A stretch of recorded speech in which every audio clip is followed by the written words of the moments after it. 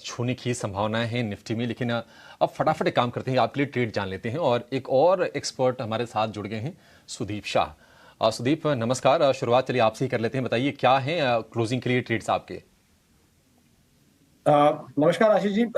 मेरा पहला ट्रेड है एफएसएल। आज हमने देखा है कि पिछले कुछ दिनों में जो हिसाब से एफएसएल का अगर हम चार्ट देखें तो 174 175 का एक लेवल था, 172 से 174 के बीच का जो इसका रेजिस्टेंस था सितंबर और अक्टूबर महीने का।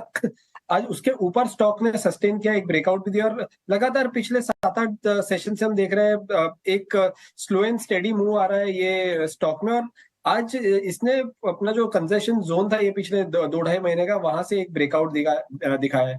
तो डेली वीकली मंथली चार्ट सभी टाइम फ्रेम पे ये एक पॉजिटिव स्ट्रक्चर है और मुझे लग रहा है करंट मौजूदा भाव से ये लिया जा सकता है 172 के स्टॉप लॉस से 182 184 के टारगेट के लिए। दूसरा स्टॉक है ग्रासिम।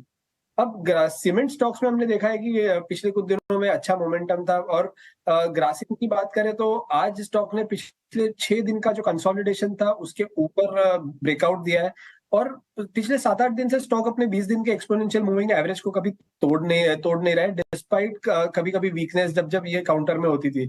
और जब नेगेटिव प्राइस एक्शन थी पिछले 5-6 दिन में, वो दिनों में यहाँ पे वॉल्यूम एक्टिविटी बहुत कम थी और जब जब रिबाउंड आता है स्टॉक्स में लोअर लेवल से तो वहां पे वॉल्यूम अचानक से बढ़ जाता है। तो मुझे लग रहा है एक अच्छा अक्यूमुलेशन हो चुका है ये स्टॉक में और आज जो ब्रेकआउट आया है यहाँ पे मुझे लग रहा है 1960 के स्टॉप लॉस से 2060 2080 के लेवल्स ग्रासिम में हम देख पाएंगे आने वाले कुछ सेशंस में। तो ये आपकी दो कॉल्स रही, आपने फर्स्ट सोर्स लिया और साथ ही ग्रासिम लिया। अंशुल जैन भी है हमारे साथ, उनसे भी बात करते हैं। अंशुल, आपके आइडियाज क्या आज के? जी प्रियंका जी, देखिए पहले निफ्टी पे बात करूंगा। निफ्टी में 16 नवंबर को जो हायर लो बना था, 6 दिन उसके अंदर निफ्टी ने बिताया है, 6 इनसाइड बार, वहां से ब्रेकआउट आया है। तो ये ब्रेकआउट जो मोमेंटम है, ऑल टाइम हाई 20,250, इसको क्रॉस करके 100-125 पॉइंट और मोमेंटम देगा। तो यानी यहाँ से भी अभी 200-250 पॉइंट निफ्टी में मोमेंटम बचा है, इसलिए दोनों बाई कॉल रहेगा। पहला है बिरला कॉर्प का, यहाँ पे एक वीसीपी पैटर्न का ब्रेकआउट है। पिछले 5 दिन एक्सट्रीमली टाइट थे, इनसाइड बार की फॉर्मेशन थी। कल 50 डे मूविंग एवरेज के अगेंस्ट 400% वॉल्यूम का राइज था और 1340 पे ब्रेकआउट है। तो पुल बैक में 1360 पे लॉन्ग करना चाहिए। 1290 का इसमें स्टॉप लॉस रहेगा और 1650 तक का टारगेट रहेगा। दूसरा काउंटर रहेगा एफ&ओ स्पेस में मन्नापुरम। यहाँ पे 6-7 दिन की एकदम ड्राइड अप वॉल्यूम्स में पुल बैक आया और आज more than 20 day moving average के ऊपर वॉल्यूम है और ब्रेकआउट कैंडल बनी है। 160 पे बाई करना चाहिए, 152 का स्टॉप लॉस रहेगा और टारगेट, पेसिमिस्टिक टारगेट इसका 175 रहेगा, जो मंथली R3 भी है। तो ये दो बाई कॉल रहेंगे हमारी तरफ से।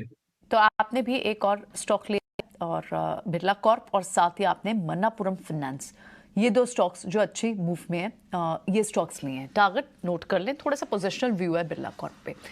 लेकिन इस बीच कुणाल के आइडियाज क्या हैं, क्योंकि उन्होंने सिर्फ अब तक निफ्टी पर आई थी। तो कुणाल, वेरी क्विकली अपने आइडियाज भी बताएं।